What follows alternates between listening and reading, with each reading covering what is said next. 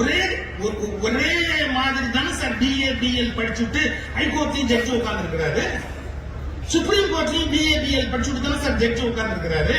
அது எப்படி sir high court judgement வந்து சுப்ரீம் கோர்ட் ஜட்ஜி வந்து இது செல்லாதுன்னு வெளியே தருகிறாரு? அப்ப அவர் வேற ஆங்கிள் பாக்குறாரு அர்த்தம் இல்ல, அவர் ஏதோ வேற ஒரு கோணத்துல பாக்குறாரு. சரி 5 ஜட்ஜி ஒன்னா உட்காருறாங்க, 4 ஜட்ஜி ஒண்ணு திங்க் பண்ணும் போது ஒருத்தர் இது சரியில்லைன்னு முடிவு பண்றாரு. 5 பேருமே பிஏபிஎல் தானே சார். அப்ப நம்ம சட்டம் தெளிவா இல்லைன்னு அர்த்தமா? இல்ல. எப்போதும் சட்டங்கள் முக்கியம் அல்ல, இன்டர்பிரேஷன், அதற்கு நீங்கள் தருகிற விளக்கங்களும் வியாக்கியானங்களும் தான் முக்கியமே ஒழிய சட்டங்கள் ஒருபோதும் முழுமையான அறிவை கொடுத்து விட முடியாது. How do you interpret? அதை நீ எப்படி அதை சரியான எடுத்து உள்ள எடுத்து பூந்து வெளியே வர அப்படிங்கறத பொறுத்தது. ஒரு சின்ன உதாரணம் சொல்றேன், எளிமையா எல்லாரும் புரிஞ்சுக்கிட்டு சொல்றேன். ஒரு காட்டுல ஒரு பழைய மண்டபத்துல ராத்திரி 2 பேரும் மாட்டிக்கிட்டார். பழைய காலம், ராத்திரி சாப்பிடலான்னு 2 பேரும் சாப்பாடு பொட்டலத்தை பிச்சா. அவங்ககிட்ட ஒருத்தர் 5 சப்பாத்தி இருந்தது, ஒருத்தங்கிட்ட 3 சப்பாத்தி இருந்தது. சாப்பிடலான்னு அந்த பொட்டலத்தை பிரிச்சு அவங்க 2 பேரும் பிளான் பண்ணி பொட்டலத்தை பிரிக்கிறார். ஒரு பெரிய பணக்காரன் ஓடியாண்டாரு, கோடீஸ்வரன், நம்ம ஜீவா மாதிரி ஓடி வந்தாரு ஒரு கோடீஸ்வரர். அவரும் வெளியே மாட்டிக்கிட்டார், ராத்திரி இந்த காட்டுல மாட்டிக்கிட்டாரு.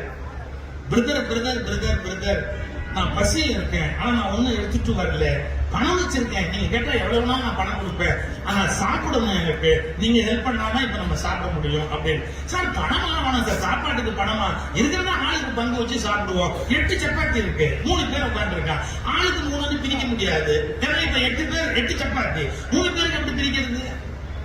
உடனே இந்த வந்தா இருப்பாருங்க, எது பசியில அவர் யோசனை சொன்னார், எப்பவுமே எவனுக்கு அவசியமோ அவனுக்கு அறிவு அதிகமா வேலை செய்யும்.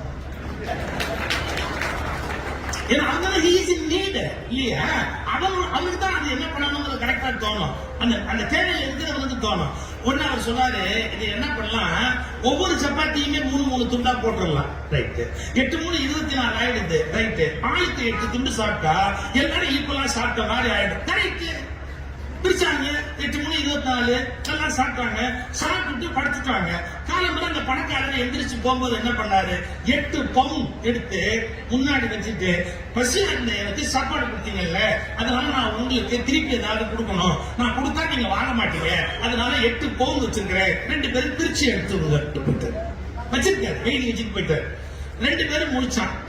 முடிச்ச உடனே இந்த 5 சப்பாத்தி கொடுத்தான் பாருங்க. அவன் சொன்னா, டேய் அவர் வச்சுட்டு போயிட்டாரா, நாம என்ன பண்ணலாம் அப்படின்னு கேட்டா, நான் 5 சப்பாத்தி கொண்டாந்தேன், நீ 3 சப்பாத்தி தான் நீ கொண்டாந்த. அவர் இப்ப 8 பவுன் வச்சிருக்கிறாரு, அதனால 5 பவுன் எனக்கு, 3 பவுன் உனக்கு. என்ன சொல்றேன்?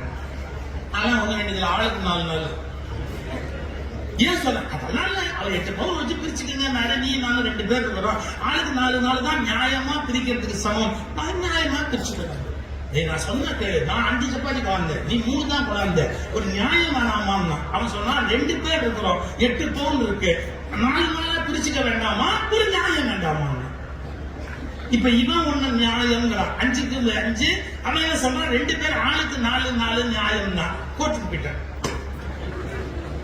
ஜட்ஜ்மெண்ட் கொடுத்தாரு, என்ன 5 கொண்டு வந்தவனுக்கு 7 பவுன் கொடுப்பா, 5 கொண்டு வந்தவனுக்கு 7 பவுன் கொடு, 3 கொண்டு வந்தானே அவனுக்கு 1 பவுன் கொடுன்னா.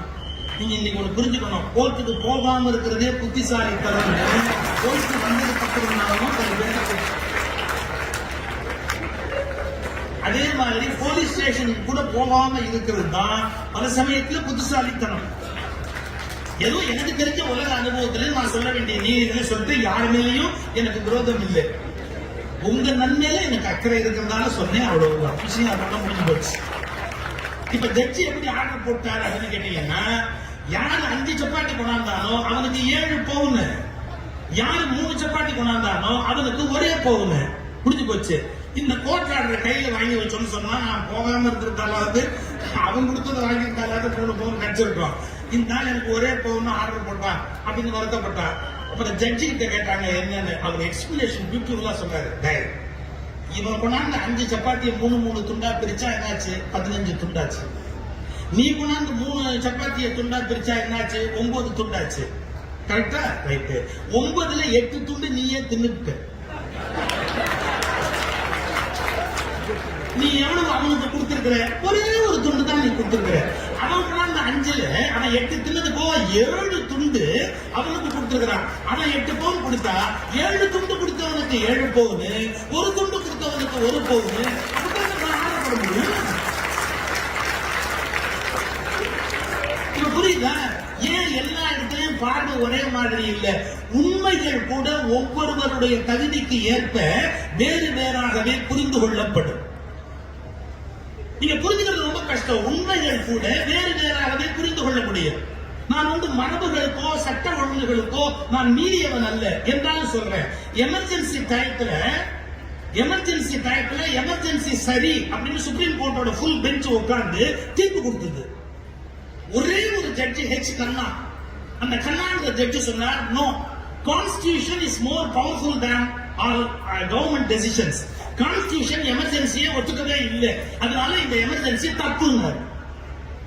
ஒரே ஒரு ஜட்ஜி ஃபுல் பெஞ்ச் உட்கார்ந்து என்ன கொடுக்குது?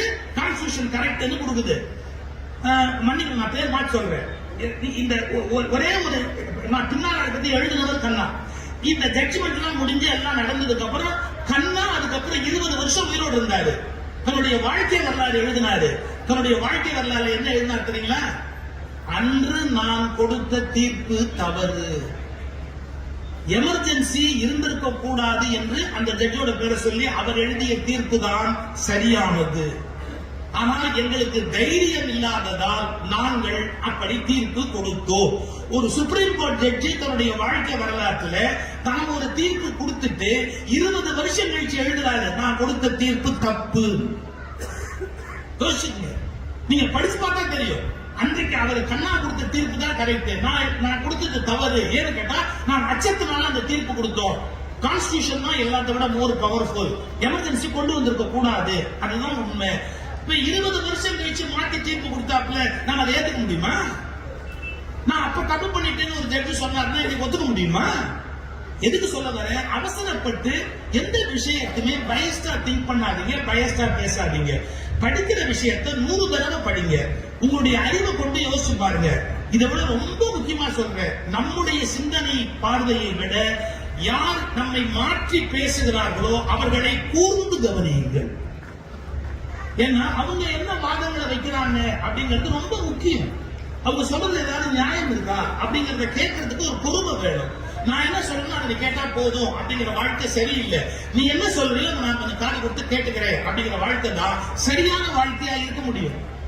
நான் என்னுடைய எல்லா பேச்சிலையும் ஒரு கருத்தை வலியுறுத்துறேன். என்ன தெரியுங்களா? இந்த உலகம் நான் மட்டும் வாழ்வதற்காக படைக்கப்படவில்லை. இந்த உலகம் நான் மட்டும் வாழ்வதற்காக படைக்கப்படவில்லை. என் எதிரியும் வாழ்வதற்காகத்தான் இந்த உலகம் படைக்கப்பட்டிருக்கிறது. இந்த திங்கிங்கே பல பேர் கிடையாது. என்னை எதிர்க்கிறியா அவன் ஒழிச்சிருவேன், தப்பு. நீ யார் அதை ஒழிக்கிறதுக்கு? அவனை யார் கொண்டு வந்தது? இயற்கை அல்லது இறைவன் அல்லது படைப்பு அவனை கொண்டாந்தது. நீ கொண்டாந்த. அப்போ உன் கருத்துக்கு ஒருத்த மாறா இருந்தா அவன் ஒழிச்சிருவியா? நீ உனக்கு என்ன ரைட்ஸ் இருக்கு? உன் கருத்துக்கு மாறா இருந்தாலும் அவனுக்கு இந்த உலகத்தில் வாழ்வதற்கு உரிமை இருக்கிறது என்பதை புரிந்து கொள்வதுதான் உண்மையான கல்வியினுடைய அடையாளம். இதுக்கு நான் ஒரு எக்ஸாம்பிள் சொல்றது உண்டு. பாலவனத்துக்கு நீங்க போனீங்கன்னா பாலவனத்துல கள்ளி செடி இப்படி களைச்சிட்டு வரும். எங்க பாலவனத்துல எங்கேயாவது தண்ணி கிடைக்குமா? குடிக்கிறதுக்கு தண்ணி கிடைக்குமா? கிடைக்காது. செடி வளர்ற தண்ணி கிடைக்குமா? கிடைக்காது. அந்த பாலவனத்துல ஒரு செடி வளர முடியுமா? முடியாது. அந்த பாலவனத்துல வளர்றதுக்கு ஒரு செடியை இயற்கை அல்லது இறைவன் கொடுக்கிறார். நீங்க இயற்கைங்கிறதையும் இறைவன்கிறதையும் நான் திருச்சியை பார்க்கறது இல்லைங்க. என்னுடைய பிலாசபி என்னன்னு கேட்டா, இறைவன் என்பது மூலப்பொருள், அதற்கு இயற்கை என்பது உடல். இயற்கை கடவுளின் உடல், இதுதான் என்னுடைய பார்வை. அந்த கடவுளின் உயிர் என்பது கடவுளுடைய தத்துவமா பேசப்படுது. அதுக்கான உடல் இயற்கை, பஞ்சபூதங்கள், அதற்கான உடம்பு அது. இப்ப பாருங்க, இந்த பாலவனத்துல ஒரு செடியை வளர முடியாத போது அதுல வளர்றதுக்குரிய கெப்பாசிட்டியோட ஒரு கள்ளி செடியை கொடுத்துதான் இந்த கள்ளி செடியை இலை விடுதான். இந்த இலையை அது காப்பாற்றுறதுக்கு என்ன பண்ணுது? இந்த இலையை யாரும் தின்னுடக்கூடாது அப்படிங்கிறதுக்காக, இந்த இலையை தின்னுடக்கூடாதுங்கிறதுக்காக முள்ளு முள்ளு முள்ளு முள்ளு முள்ளு முள்ளு முள்ளு முள்ள ஒண்ணு கடிக்க முடியாது. கடிச்சா நாக்கு ரத்தம் வரும். அப்படி தன்னை பாதுகாப்பு. இதை யார் கொடுத்தா? கள்ளி செடி கண்டுபிடிச்சதா? இயற்கை கொடுத்துருக்குது. முள்ளு முள்ளு முள்ளு முள்ளு முள்ளு முள்ள கள்ளி செடியை கொடுத்துருக்குது. பாலைவனத்துல வளர முடியாத இடத்துல வளரக்கூடிய கெப்பாசிட்டியை கள்ளி செடிக்கு கொடுத்து அதை ஒரு மிருகம் கடிக்க கூடாதுங்கிறதுக்காக அதுல முள்ளா இலைய கொடுத்த அதே இயற்கை அதை குறி வச்சு திங்கிறதுக்குன்னு ஒரு ஒட்டகத்தை படைச்சிருக்கு. அந்த ஒட்டகத்தை அதே பாலைவனத்துல விட்டுருக்கு. அது அந்த முள்ள கடிச்சு ரசிச்சு சாப்பிட்டு என்ஜாய் பண்ணி கள்ளி செடியை க்ளோஸ் பண்ணக்கூடிய அளவுக்கு அந்த ஒட்டகத்தை உருவாக்கி இருக்கு. எந்த இயற்கை கள்ளி செடியை படைத்ததோ அதே இயற்கை தான் கள்ளி செடியை அழிக்கிற ஒட்டகத்தையும் படைத்தது. நீங்க என்ன புரிஞ்சுக்கணும், பாலைவனம் என்பது கள்ளி செடிக்காக மட்டும் படைக்கப்படவில்லை, கள்ளி செடியை ஒழித்து கட்டுகிற ஒட்டகத்துக்காகவும் பாலைவனம் படைக்கப்பட்டிருக்கிறது. நம்ம ஆளுக்கு புரியல சார். என்ன ஒருத்தர் எதிர்க்கிறான்னா உலகத்துல இருக்கக்கூடாது, என் கருத்துக்கு எதிர்க்கிறது யாரும் சொல்லக்கூடாது, நான் என்ன சொல்லணும் அதை மட்டுமே எல்லாரும் ஏத்துக்கணும். அவர்கள் மனிதர்கள் அல்ல, மிருகங்களை விட மோசமானவர்கள்.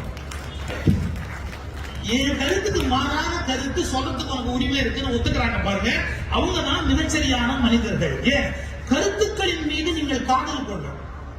அது சரியான கருத்து, இது தவறான கருத்து. இதை இந்த திருவள்ளுவர் எழுதி வச்சுட்டு போனா, எப்பொருள் யார் யார் வாய் கேட்பினும் அப்பொருள் மெய்ப்பொருள் காண்பது அது. யார் யார் வாய் கேட்கணும் யாரும் சொல்லலாம். சரியான ஒரு ஆர்குமெண்ட் நம்ம வீட்டு சின்ன பிள்ளை சொல்லக்கூடாது. வைணவ இலக்கியங்கள்ல வரும், எம்பாருன்னு ஒரு பெரியவரை பத்தி ஒரு கதை வரும். அதாவது பல்லத்துல ஒரு படிச்ச பண்டிதர் போறாரு. படிச்ச பண்டிதர் பல்லத்துல போகும்போது சர்வ ஆகம பண்டிதர், சகல கலா வல்லவர், கல்வியின் கடல், அவர் வராது பல்லக்கலைன்னு உருவம் சொல்லிட்டு போறான். ஒரு சின்ன பையன் தெருவில் விளையாடிக்கிட்டே இருந்தவன் இப்படி நிறுத்தினான். உனக்கு எல்லாமே தெரியுமா? தெரியும் தான். ஏன்னா நான் கேள்வி கேட்கிறேன் பதில் சொல்லுன்னு கீழே இருந்து ஒரு குத்து மணலை அள்ளி அப்படி நீட்டி, இதுல எவ்வளவு மணல் இருக்கு,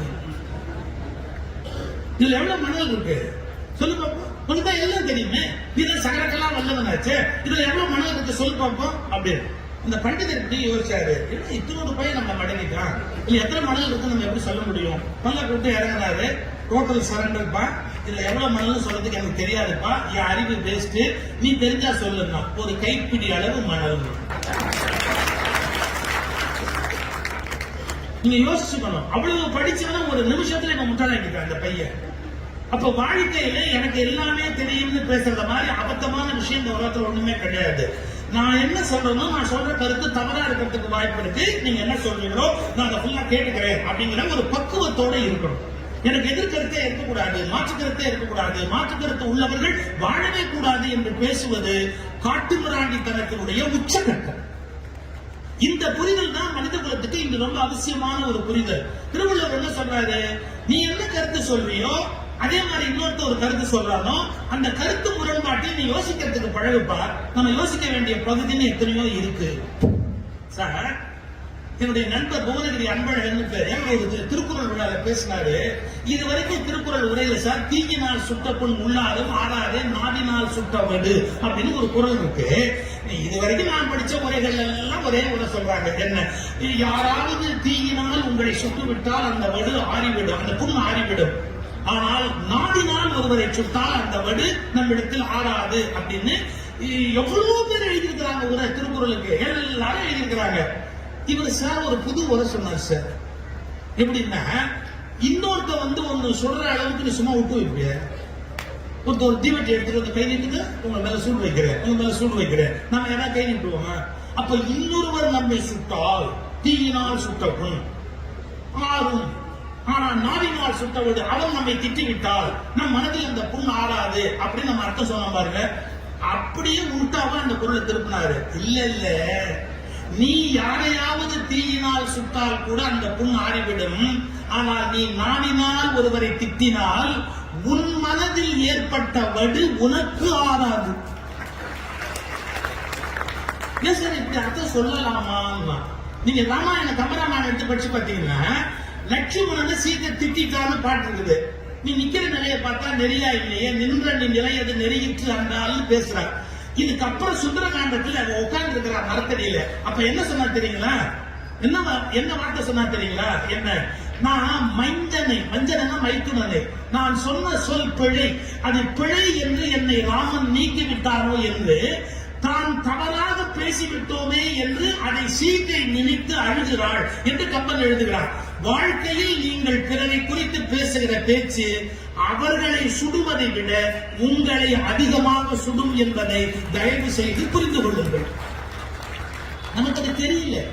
நம்ம என்ன நினைக்கிறோம், நாம சொன்னா மத்தவங்க சுட்டுதான் நினைக்கிறோம். கிடையாதுங்க. நாம சொல்ற மோசமான வார்த்தை, கெட்ட வார்த்தை, கொடும் சொல் அல்லது நெருப்பு கத்துக்கிற சொல் என்ன ஆகும்னா அங்க சுத்தி இங்க சுத்தி அங்க சுத்தி இங்க சுத்தி நம்ம கிட்ட தான் வந்து சேரும். ஒன்னும் அது போகாது. அது ஒரு கணக்கு வச்சிருக்கு. எப்படியாவது டிராவல் பண்ணி மறுபடியும் நமக்கே வரும். இறையன்பு ஒரு புத்தகம் எழுதுகிறாரு. அது ஒரு வார்த்தை எழுதுவாரு. அதாவது அக்பர் என்ன பண்ணாரா, பீர்பாலை கூப்பிட்டு அது என்னமோ இந்த இந்தியாவில் இருக்கிற தத்துவத்தை வந்து நீ யாருக்கு எது செய்தாலும் அது அவர்களுக்கே திரும்ப வரும் கர்ம வினை அப்படின்னு உங்க நாட்டில் ஒரு கருத்து சொல்றாங்க. அதை எனக்கு கொஞ்சம் புரிய வைக்க முடியுமா? இஸ் இட் பாசிபிள் அப்படின்னு கேட்டாரு. பீர்பால் சொன்னாரா, ஆமா, நாம யாருக்காவது ஏதாவது கெடுதல் பண்ணோம்னா அந்த கெடுதல் அப்படி சுத்தி இப்படி சுத்தி இப்படி சுத்தி நம்ம கிட்ட வருங்க. நம்ம யாரையாவது திட்டினோம்னா அதை அப்படி சுத்தி இப்படி சுத்தி இப்படி சுத்தி திரும்பி நம்ம கிட்ட வருங்க. நீங்க யாருக்கு என்ன கெடுதல் பண்ணாலும் உங்களுக்கு அது வருங்க அப்படின்னு உடனே கியூரியாசிட்டியில அக்பர் ஒரு காரியம் பண்ணாராம். என்ன, பட்டுன்னு பீர்பால் அடிச்சாராம். அடிச்சு சொன்னாரா, நான் மகாராஜா ஒன்னு அழிஞ்சிட்டேன், என்ன எவனாவது அடைய முடியுமா? இது எனக்கு வருமா அப்படின்னாராம். இதுக்கெல்லாம் 24 ஹவர்ஸ்க்குள்ள பதில் சொல்ல முடியாது. வெயிட் பண்ணணும். பிலாசபி உண்மைதான். கேட்கிறவரு மகாராஜா, நான் உடனே இதுக்கு பதிலாக சொல்ல முடியாது, ஆனா என்னால உங்களை அடிக்க முடியாது மட்டும் போயிட்டாரு. இதுக்கு என்ன போச்சு, அப்படியே அவர் வெளியே வரும்போது பீர்பால் வாசல் இருக்கிற காவல்காரனை ஓங்கி வராதா. அவன் கேட்டான், என்ன ஏன் அடிச்சீங்கன்னா, மகாராஜா விளையாட்டு ஒண்ணு ஆரம்பிச்சிருக்கிறாரு, இன்னைக்கு யாரு முதல்ல பார்த்தாலும் அந்த கண்ணத்துல அரையணும். அவன் அடுத்த நாள் பார்த்து ஓங்கி ஒண்ணு ஆரம்பிச்சான். என்னடான்னா, அக்பர் ஆரம்பிச்ச விளையாட்டை நான் கண்டினியூ பண்றேன் அப்படின்னா. அப்படி இப்படி இப்படி இப்படி இப்படி போய் எல்லாம் முடிஞ்சு கமாலையிலேருந்து அரண்மனை வேலை எல்லாத்தையும் முடிச்சுட்டு ராத்திரி 10 மணிக்கு தன்னுடைய அந்தப்புறத்துக்கு அக்பர் உள்ள நுழைஞ்சு தன்னுடைய மனைவியோட பேசுறதுக்கு அந்தப்புறத்துக்குள்ள போனா கனவுல இருந்து மறைஞ்சு வந்து அவனுடைய மனைவி, என்ன அடிக்கிற, என்ன நீ அடிக்கிற அப்படின்னு. உங்களுக்கு தெரியாதா, இன்னைக்கு டெல்லி முழுக்க இதே விளையாட்டு தான். ஏன்னா டெல்லியில விளையாடுற மாதிரி அதை எங்கேயுமே விளையாட முடியாது சார். எந்தெந்த விளையாட்டு தெரியுமா? பாருங்க, அடிச்ச யாரு, அக்பரோட ஒய்ஃபு ஓடி படம் அடிச்சாலும் அடிச்சு சொன்னாலும் இது விளையாட்டு. யார காலையில முதல்ல பார்த்தாலும் அடிக்கணும். நீங்க காலையில என்ன பார்க்கவே இல்லை, இப்பதான் நான் உங்களை பாக்குறேன், அப்ப அந்த விளையாட்டை நான் உங்களுக்கு பார்த்து அடிக்கணுமா இல்லையா அப்படின்னு உடனே அக்பர் தன்னை தட்டி சரி சரி தூங்கலாமா. அப்புறம் மறுநாள் காலையில தர்பாருக்கு வந்த உடனே பீர்பாலை பார்த்து சொன்னாராம், உங்க இந்தியாவில் இருக்கிற பிலாசபி கரெக்ட், யாரு கொடுத்தாலும் உனக்கு அது திரும்ப வரும் அப்படிங்கல 10% கரெக்ட், அக்ரி வித் யூ அப்படின்னாரா. ஏன்னா நடந்தது முழுக்க வெளியே சொல்ல முடியாதுல்ல. இதை இறையன்பு ஒரு புத்தகத்தில் எழுதுறாரு, அக்பருடைய வாழ்க்கை வரலாறு குறிப்பிடப்பட்டிருக்கிறது அப்படின்னு சொல்லி. இது எதுக்கு சொல்ல வரேன் சார், நாம ஒருத்தரை நோக்கி ஒரு கடுஞ்சொல் சொன்னா அது வீணா போகாது சார். நாம யாரோ ஒருத்தருக்கு ஒரு வஞ்சனை பண்ணோம்னா அது வீணா போகாது சார். அது அப்படியே போய் அப்படியே போய் அப்படியே போய் தீயினால் சுட்ட புண் உள்ளாது மாறாது, நாவினால் சுட்ட வடு நம்மளை திரும்ப வந்து அது காயப்படும். அப்படி இருக்கும்போது நம்ம யோசிச்சு பேச வேண்டாமா? நாம ஒருத்தர் நோக்கி கடிஞ்சொல் சொல்லலாமா? யாராவது ஒருத்தர் வந்து நோகுபடியான ஒரு வார்த்தைகளால பயன்படுத்தலாமா சார்? சொல்லவே வேண்டி வந்தா கூட சில சமயத்துல சிலதை தவிர்த்துடணும். தாமஸ் ஆல்வா எடிசன் பல்பு கண்டுபிடிச்சாரு, உங்களுக்கு தெரியும். பல்பை கண்டுபிடிச்சிட்டு ரொம்ப கஷ்டப்பட்டாரு, நிறைய ஃபெயிலியர்ஸ்க்கு அப்புறம் கண்டுபிடிச்சாரு. பத்திரிகை நிருபர்களை கூப்பிட்டு நான் கண்டுபிடிச்சிருக்கிறேன் என்னுடைய சயின்டிபிக் இன்வென்ஷன் காட்டுறதுக்காக அவருடைய அசிஸ்டன்ட் கூப்பிட்டு சொன்னாரு, அந்த பல்பை எடுத்துட்டு வா. அவர் அசிஸ்டன்ட் எடுத்துட்டு வரும்போது கீழே போட்டு உடச்சிட்டாரு. அதுல இருந்துதான் அந்த பல்புங்கிற வார்த்தை வந்தது என்னமோ தெரியல. எங்குள்ள யாராவது ஏமாந்து போயிட்டா பல்பு அப்படின்னா ஏன் சொல்றான்னு தெரியும். அவன் எடிசனுக்கு பேர கீழே விழுந்து உடச்சு விட்டான். அந்த அசிஸ்டன்ட் உடச்சுட்டார். உடைச்ச உடனே அந்த பத்திரிகை உடைச்சிட்டார். தாமஸ் ஆல்வா எடிசன் ரொம்ப அழிச்சிக்கல. அதனால மறுபடியும் இன்னொரு பல்பு தயாரிச்சா போச்சு. கொஞ்சம் டைம் எடுக்கும், ஒரு 1 வீக் ஆகும். நீங்க ஒரு வாரம் கழிச்சு வந்து என்ன பாருங்க, நான் ரெடி பண்ணிட்டு உங்களை கூப்பிடுறேன் ப்ளீஸ் அப்படின்ட்டார். ஒன்னும் திட்டல, செக்ரட்டரி கூப்பிட்டு ஒரு வாரம் கழிச்சு மறுபடியும் ஆச்சு. பத்திரிகையாளர்கள் எல்லாம் கூப்பிட்டாரு, அந்த பல்பை மறுபடியும் காட்டணும். அதே அசிஸ்டன்ட கூப்பிட்டாரு, பல்பு எடுத்து எல்லாரும் என்னங்க சொல்லிருப்பாங்க, அவன் தான் ஏற்கனவே உடைச்சவனாச்சு, அவன் முன்னாடியே போட்டு உடைச்சாங்க. நம்ம மனசுக்கு ஒரு அபிப்பிராயம், ஒரு தடவை ஒருத்தன் உடைச்சுட்டான்னா வாழ்நாள் முழுக்க அதே தான் நம்ம செய்வோம் அப்படிங்கிற அபிப்பிராயம் அந்த அம்மாமார்களுக்கு புள்ள மேல உண்டு. உங்கள்கிட்ட குட்டாணி கொட்டிடுவேன், உங்கள்கிட்ட குட்டாணி கொட்டிடுவேன். புருஷன் சொல்லுவா, உங்கள்கிட்ட குட்டாணி செலவு பண்ணுவேன், உங்கள்கிட்ட குட்டாணி செலவு பண்ணுவேன். வாழ்நாள்ல ஒரு தடவை ஒரு காரியத்தை பண்ணிட்டா கடைசி வரைக்கும் அதையா பண்ணுவான். இப்ப சில பேர் தட்டி தவறி ஃபர்ஸ்ட் ரேங்க் வாங்குவான். அப்புறம் அதை வாங்குவோம், வாங்கவே மாட்டாங்க. இது தெரியாம வந்துருச்சு ஃபர்ஸ்ட் ரேங்க். அதுக்கப்புறம் என்ன வந்தது, அவன் பாட்டுக்கு ஒதுக்கி பேசாம போடுவான். பட் நம்ம மைண்ட் செட் எப்படி தெரியுங்களா, நேற்றுக்கு ஒருத்தன் ஒரு காரியம் பண்ணா இன்னைக்கு அதே தான் பண்ணுவாங்க. பெர்னார்ட் ஷா ஒருத்தன் கேள்வி கேட்டான், உலகத்திலேயே நீ மதிக்கிற மனுஷன் யாருன்னு கேட்டான். ஒரு நிமிஷம் யோசிச்சுட்டு பெர்னார்ட் ஷா சொன்னாரு, என் டெய்லர். எங்க இந்த பதில் யாராவது எதிர்பார்க்கணுமா? நீ மதிக்கிற மனுஷன் யாரு? என் டெய்லர் இருந்தாரு. ஏன் அப்படின்னா, அவன் தான் ஒவ்வொரு தடவையும் என்ன சரியா அளந்து பாக்குறான். பழைய அளவை நம்பி என்ன அப்படியே இல்லை, நான் எப்படி இருக்கிறேன்றது அப்பப்ப அளந்து பாக்குறான். இது சாதாரண வார்த்தை இல்லைங்க. யாரை பத்தியும் ப்ரீ கன்சீவ்டு ஐடியாவோட லைஃப்ல அணுகாதீங்க. அவங்க ஃப்ரெஷ்ஷா இருக்கிறதுக்கு வாய்ப்பு இருக்கு. நேற்றுக்கு கொலகாரனா இருந்தவங்க கூட இன்னைக்கு நல்லவனா மாறி இருக்கலாம். இன்னைக்கு நல்லவனா இருந்தவங்க கூட கொலகாரனா மாறி இருக்கலாம். நெருங்கல் உடன் ஒருவன் இன்றில்ல எண்ணம் பெருமை உடைத்து இப்புலகு. ஏன்னா மனுஷன் மாறிக்கிட்டே இருக்கிறான். அவன் நேற்றுக்கு இருந்த மாதிரி இன்னைக்கு இருக்கிறது அவசியம் கிடையாது. இது நம்ம ஜனங்களுக்கு தெரியாது. நம்ம எப்படி பண்ணுவோம்னா, பழைய விஷயங்களை வச்சே புதிய முடிவுகளுக்கு வருவோம். அப்ப இந்த கத்திரின்றதெல்லாம் சொல்றாங்க, அவனே இப்ப பல்ப் எடுக்கணும் சொல்றீங்களே, அவன் உடைச்சிருவானு. எடிசன் சொன்னாரு, இரு போன தடவை உடைச்சதாலேயே இந்த தடவை ஜாக்கிரதையா கொண்டு வருவோம். ஏன்னா வாழ்க்கையில ஒரு தப்பு பண்ணிட்டான். நம்ம தப்பு எவ்வளவு பெரிய தப்புன்னு உணர்ந்திருப்பான். இது எவ்வளவு கண்டுபிடிக்கிறது கஷ்டம்னு அவனுக்கு தெரியும். இதை உடைச்சிட்டமேங்கிறது அவனுக்கு தெரியும். அதனால அவன் கண்டிப்பா தப்பு பண்ண மாட்டான். இது என்னுடைய முடிவு. அந்த தப்பு என்னன்னு உணர்ந்துட்டான், அவன் அந்த தப்பை செய்ய மாட்டான். இது முதல் விஷயம். 2, இப்ப அவன் உடைச்சா கூட நான் கோவப்பட மாட்டேன். ஏன் அப்படின்னா, பல்பு உடைஞ்சா வேற பார்த்து நம்ம செஞ்சிடலாம். நாம எதுக்கு தகுதி இல்லைன்னு ஒரு மனுஷன் மனசு உடைஞ்சிட்டா அவன் அப்புறம் நம்மளால காப்பாற்ற முடியாது. எனக்கு பல்பு முக்கியம் இல்லை, மனுஷனோட மனசு முக்கியம்.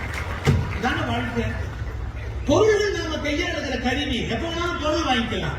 நீங்க பொருள் ஒண்ணு உடைஞ்சு போச்சுன்னு பிள்ளைய அடிக்காதீங்க. இதை ஏன் உடைச்சுன்னு கேட்டு பிள்ளைய அடிக்காதீங்க. ஏன்னா மனசு உடைஞ்சு போயிடும் பிள்ளைங்களுக்கு. நீங்க அதுக்கு பொம்மைக்கார வாங்கி கொடுத்துருக்கீங்க, உடைச்சிருச்சா, அடிக்காதீங்க, வேற பொம்மைக்கார வாங்கிக்கலாம். ஆனா நம்ம அப்பா மோசம் நம்மளை அடிக்கிறான்னு மனசு உடைஞ்சு போச்சுன்னு வச்சுங்க, நீங்க எவ்வளவு முயற்சி பண்ணாலும் மறுபடியும் அவனுக்கு அன்புள்ள அப்பாவா மாறவே முடியாது. அங்க ஒரு 5 வயசு பையன் கை தட்டுறான் பாருங்க, எப்படி தட்டுறான் பாருங்க. கருப்பு சட்டை அந்த பையனை கூப்பிடுறாங்க. கருப்பு சட்டை வட வட வட வட கண்ண வட. நீ ஏன்டா திரும்பி பாக்குற? நீ தான்டா, வாடா வாடா.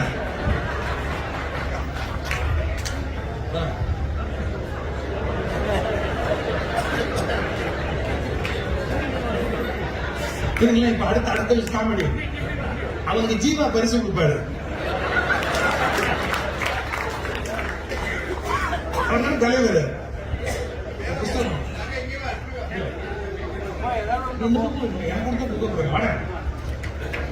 கை தட்டு அந்த பிள்ளைக்கு.